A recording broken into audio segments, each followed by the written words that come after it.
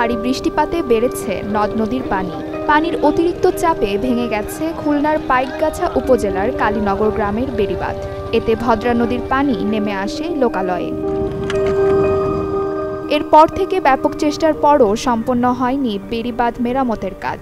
জোয়ারের পানি ঢুকে প্লাবিত হয়েছে দেলুটি ইউনিয়নের ১৩টি গ্রাম। এত জোয়ারের পানি এত উচ্চতায় অবস্থান করছে যে আমরা বারবার রাখতে পারছি। আজকেও আমরা বাঁধটা করছিলাম, তারপরে একটু আগেও সেই বাঁধটা ভেঙে গেল। আজকে প্রায় ৩,০০০-এর উপরে বেশি মানুষ, পার্শ্ববর্তী এলাকা সহ এলাকার মানুষ নিয়ে আমরা এই কাজটা করছি, কিন্তু আমরা রাখতে পারছি না। স্কুল কটা আছে, লোকজন সব স্কুলে উঠেছে, তাও তো ভিতরে পানি, স্কুলের ভিতরেও পানি।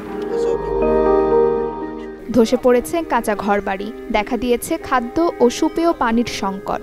দিশেহারা হয়ে পড়েছেন গ্রামগুলোর প্রায় ১৫,০০০ মানুষ।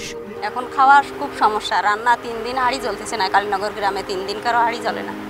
ভাত রান্না করা খুব সমস্যা, মানে রান্নাঘর তোলায় গেছে, বড় ঘর তোলায় গেছে, কিছু জায়গা নেই। অঞ্চলের মানুষের প্রাণের দাবি একটা টেকসই বেড়িবাঁধ, এবং প্রতিবারই এর জন্য বাজেট হয়, কিন্তু বেড়িবাঁধটা আর হয় না।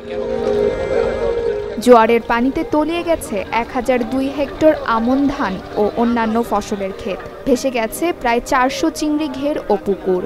আমার 2 বিঘার একটা ঘের ছিল চিংড়ি মাছের, গলদা চিংড়ির ঘের, সাদা মাছের ঘের। সে ঘেরটা তলায় গেছে। আজকে রাত্রি এতদিন টিকে ছিল। তরমুজের ক্ষেত, বরবটির ক্ষেত, এগুলো অনেকগুলো ক্ষেত ছিল। সে ক্ষেতগুলো একদমই সবই নষ্ট হয়ে গেছে। ধানের যে চারা লাগাইছিলাম বা ধান রোপণ শুরু হয়েছিল, এমতো অবস্থায় তো বিধ্বস্ত হয়ে গেল একেবারে।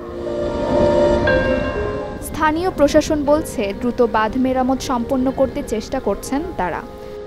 ইতিমধ্যে আমরা এটা বন্ধ করার জন্য যে উপকরণ লাগে, বাঁশ, চাটাই থেকে শুরু করে আরও যেসব উপকরণ লাগে, এগুলো আমরা জড়ো করেছি এবং স্থানীয় জনগণ তাদেরকে সাথে নিয়ে এটা বন্ধ করার উদ্যোগ নেওয়া হচ্ছে। মানবিক চাহিদার যে জিনিসগুলো আছে সেটা ইমিডিয়েটলি প্রয়োজন।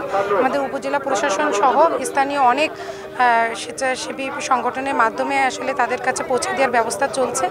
আর পানি উন্নয়ন বোর্ড সহ এখানে যারা স্থানীয় জনগণ, পার্শ্ববর্তী এরিয়ার অনেক জনগণ স্বেচ্ছাশ্রমের মাধ্যমে আসলে এই বাঁধটা পুনর্নির্মাণের কার্যক্রম আমরা চলমান আছে।